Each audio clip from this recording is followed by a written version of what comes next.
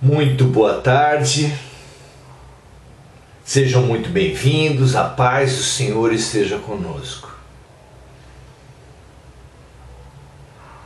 Que hoje, a cada dia, a cada final de tarde, nós consigamos expandir um pouco que seja a nossa perspectiva, amarmos a cada dia um pouco mais, sermos um pouco melhores do que ontem e nos esforçarmos para sermos amanhã um pouco melhor do que hoje.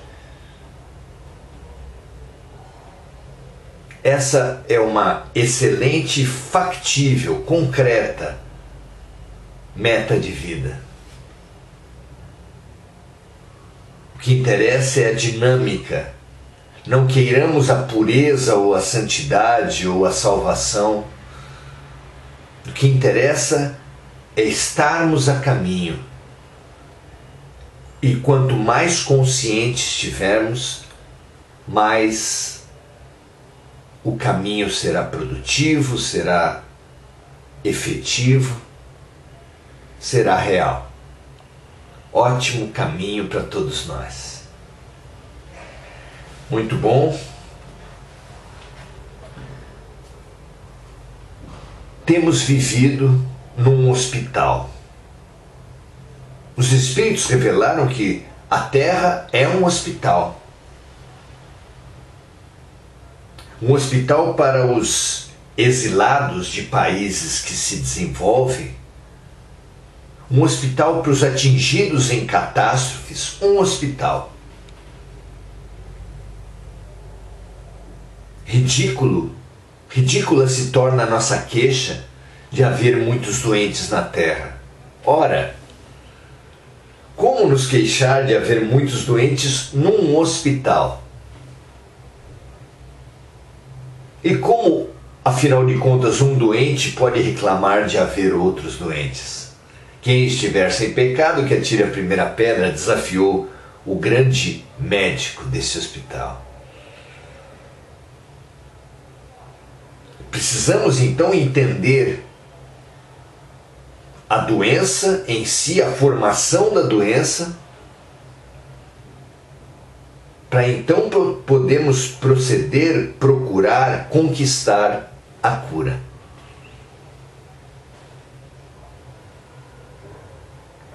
Os Espíritos nos revelam que o corpo espiritual é a matriz do corpo físico. Isso quer dizer o quê? A gente pode ver o corpo espiritual como a forma do bolo e o corpo físico como o bolo.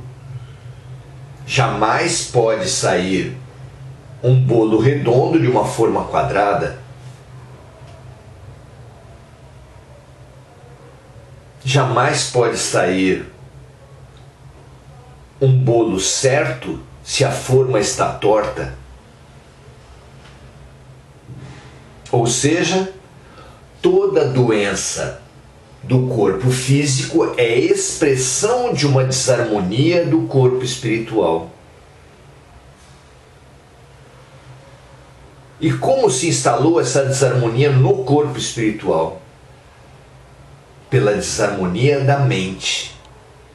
Quando vivemos uma experiência desarmonizante, não apenas em vidas passadas, mas nessa própria, essa desarmonia compromete, distorce o nosso corpo espiritual e, assim sendo, já nessa vida se instala a desarmonia no corpo físico.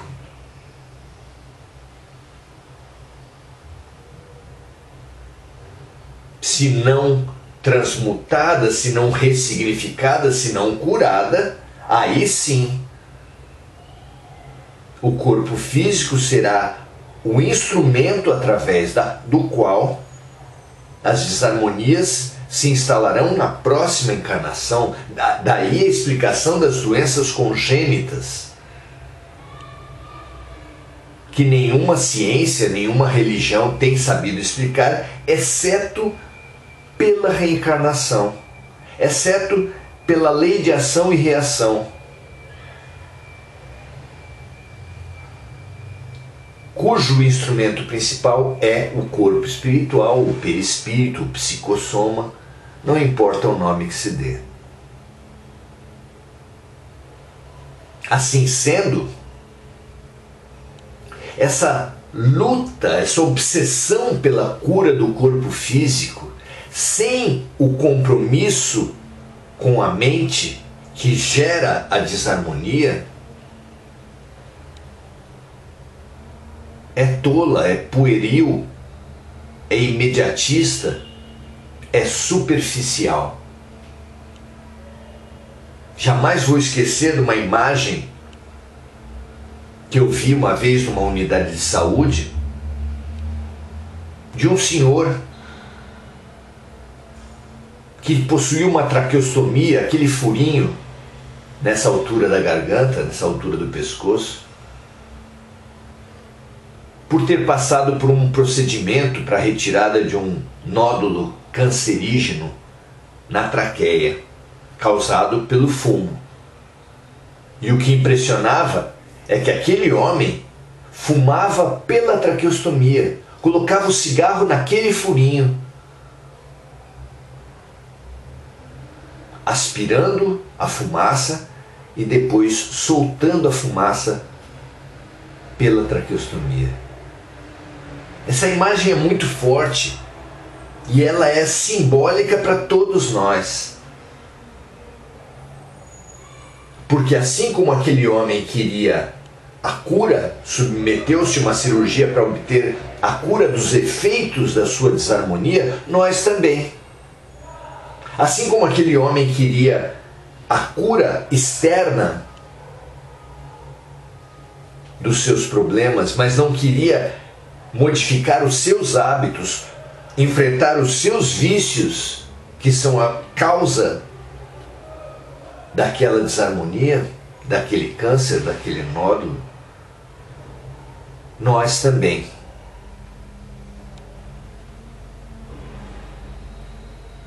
Nos acomodamos, nós nos acostumamos, nós não queremos fazer um investimento na mudança interior, apenas que exteriormente alguém, um médico, um terapeuta, um cirurgião, alguém resolva nossos problemas. O próprio Mestre, o próprio Jesus disse: vinde a mim, vós que estáis sobrecarregados, porque eu vos aliviarei. Mesmo Jesus, em toda a sua potência, em nosso auxílio, só poderia alcançar o alívio. A cura, ele não conseguiu. Não conseguiu nem mesmo dos seus discípulos. Um o negou, um o traiu, os outros o abandonaram. Conviveu com seus contemporâneos, conterrâneos, e eles continuaram tão adoecidos que o entregaram à morte. Então, nenhuma ação externa pode nos dar a cura se nós não fizermos o movimento de abertura a essa cura. Quando curava, Jesus felicitava o curado, dizendo: a tua fé te salvou. Daí compreende-se muito bem a orientação de Jesus quanto à reconciliação. Diz ele: se você está indo para sua casa de oração e lembrar, estiver indo até sua casa de oração e lembrar que alguém tem alguma coisa contra ti, larga a tua oferta no altar e reconcilia-te já com teu adversário, para que não aconteça que ele te denuncie ao promotor, ao juiz, e o juiz te mande ao carcereiro, e dessa cadeia você só saia até pagar o último centavo da sua dívida. como seria essa lição, essa orientação de Jesus nos tempos atuais.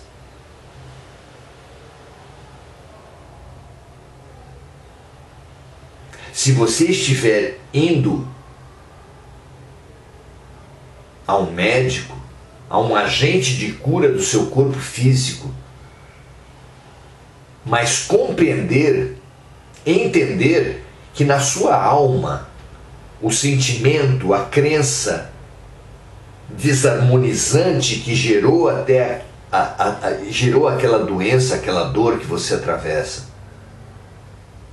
ainda estiver lá,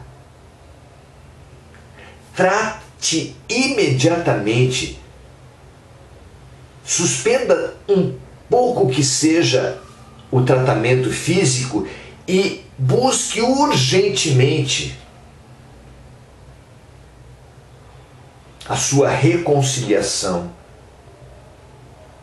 com sua consciência, a sua reconciliação com a vida, a sua reconciliação com a luz.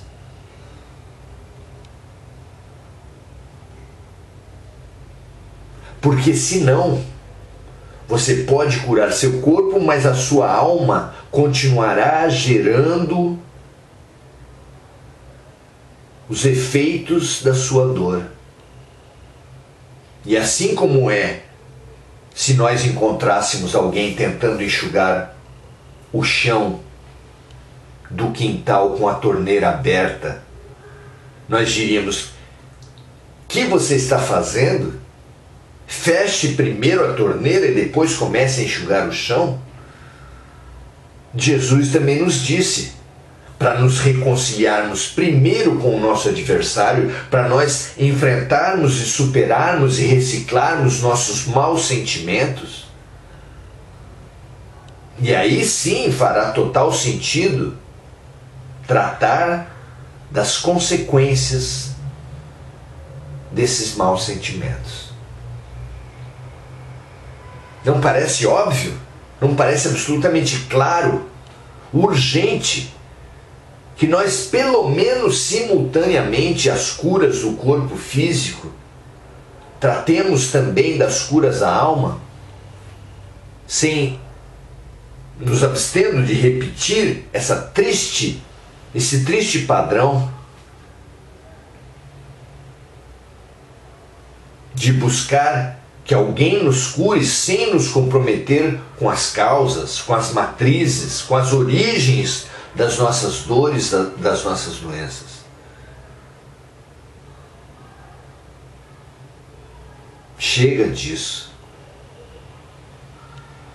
Só uma criança é justificável que ela aponte para a bailarina no palco e fale: quero ser como ela, mas não queira as décadas exaustivas de treinamentos, de exercícios, de contusões, de lesões, de unha encravada. Não há almoço grátis, se diz nos Estados Unidos, para significar o quê? Ninguém vai alcançar um avanço real sem participar desse avanço. Não há cura sem autocura. Não há mudança no corpo duradoura sem uma mudança na alma.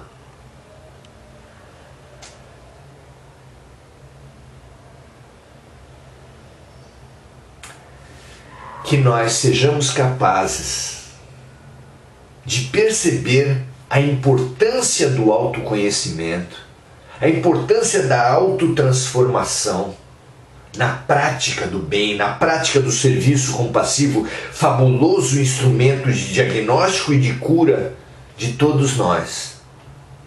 A prática do bem é fabuloso instrumento, aparelho diagnóstico, porque é dando que se recebe, é perdoando que se é perdoado, é ajudando na morte como a transformação do outro que nós seremos ajudados em nossa morte, em nossa própria transformação.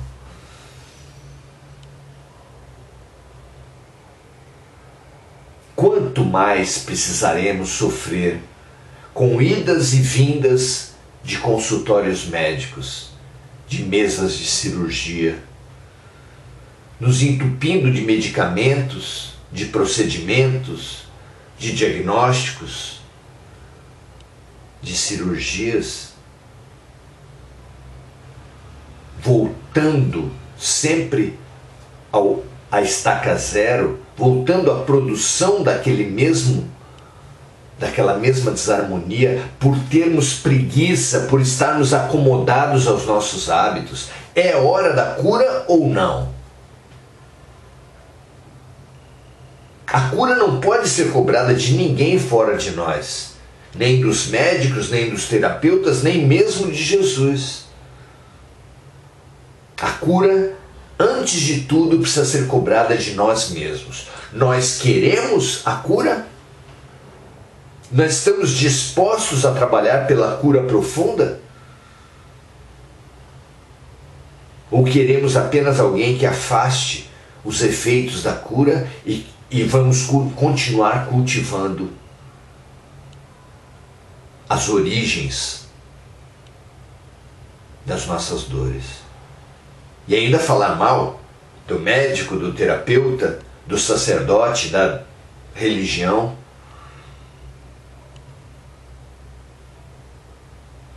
É hora de amadurecimento ou continuaremos na infantilidade? Essa parece ser nossa grande questão. Para todos nós, a prescrição está colocada. Quando fizermos qualquer movimento de saúde, a busca de uma prática física, a busca de uma prática espiritual, a busca de um processo psicoterapêutico, a busca de um procedimento médico, atingindo aí a cura física,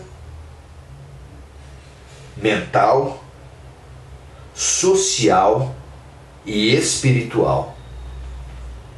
Precisamos desses 4 movimentos para uma cura efetiva.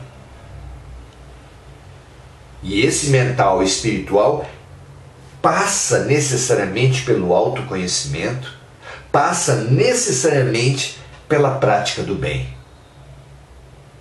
Porque é o serviço feito em compaixão que nos curará da matriz de todos os problemas, que é o egoísmo. A cada vez que nos colocamos no lugar do outro, nosso universo se expande. O homem machão que se coloca no lugar da mulher, que compreende o ponto de vista do feminino, tem nessa transformação um movimento de libertação, de desconstrução das suas crenças. Um homem rico que oprime pobres tem no ato de servir a uma pessoa pobre, se colocando no lugar dela, o mesmo movimento de cura e de expansão da mente, cura e expansão da alma. E aí sim está aprofundando o seu processo de cura. E assim para o racismo, e assim para todos os tipos de violência que tem no egoísmo a sua matriz. Egoísmo que será curado pelo serviço compassivo, pelo colocar-se no lugar do outro ainda nessa vida, para que não seja necessário que esse desequilíbrio, que esse colocar-se no lugar do outro seja feito pela reencarnação, o homem renascendo mulher, o branco racista renascendo negro, o rico orgulhoso renascendo pobre. Não fica clara a lição do Mestre que nos reconciliemos já, enquanto estamos a caminho com os nossos inimigos? Porque se eles nos denunciam ao tribunal da consciência, ficaremos amarrados, retidos, e não sairemos dessa prisão da lei de causa e efeito, do karma, até pagar o último centavo.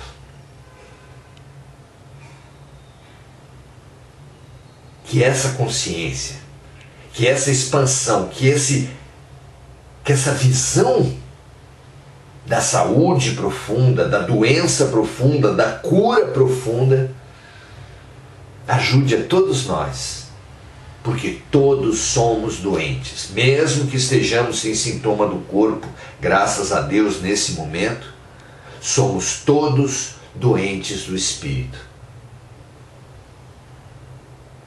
Que essa visão nos possibilite o cultivo, a conquista dessa saúde integral que há tanto tempo nós buscamos, mas não temos alcançado exatamente pela falta de compreensão, pela falta de disposição ao autoconhecimento, à autotransformação em profundidade, através da prática da compaixão, da empatia, pela cura do egoísmo, através do serviço, da fraternidade, da solidariedade. Que assim seja, meus amigos, muito bom estarmos nesse processo de cura juntos. Muito boa noite, Márcia Tristão, Rosana Pereira, Andréa Santos, Inês Panucci, Esther Ponzoni, Pérola Sena. É muito bom estarmos aqui, juntos, espelhos uns para os outros, nos alçamos ao infinito. A psicologia diz, diversas correntes da espiritualidade comparam as relações humanas a espelhos. O outro é sempre um espelho para o eu. Cada pessoa à nossa volta é um convite à reflexão. E a gente só fica na frente do espelho refletindo para quê? Para se reharmonizar, para se arrumar, para se melhorar. É para isso que as pessoas à sua volta existem, é para isso que as situações à sua volta acontecem, é para isso que nós reencarnamos na Terra, é para isso que nós estamos nesse hospital. Disponhamos à reflexão ao invés de brigar com os espelhos, ao invés de quebrar os espelhos, ao invés de atacar os espelhos como temos atacado o outro sistematicamente. Usemos os erros dos outros, as posturas alheias, para refletir sobre nós. Foi para isso que a vida colocou as pessoas uma na frente das outras. Porque um espelho limpo, com boa vontade, na frente do outro, na reflexão mútua, fará com que ambos alcancem o infinito. Um espelho limpo na frente do outro é uma das concretudes do infinito. Uma pessoa com boa vontade na frente da outra, refletindo e se melhorando,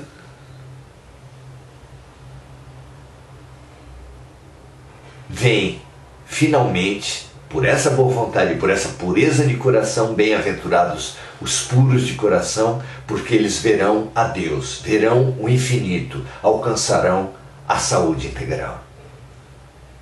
Assim seja, meu amigo, minha amiga, para você e para mim, o quanto antes. Que esse tratamento permaneça, continue e que nós façamos, fazendo a nossa parte, nos habilitemos à nossa cura profunda. Grande abraço, até amanhã, 18 horas, estaremos aqui continuando o nosso processo de autotransformação com Jesus. Imperdível. Até amanhã.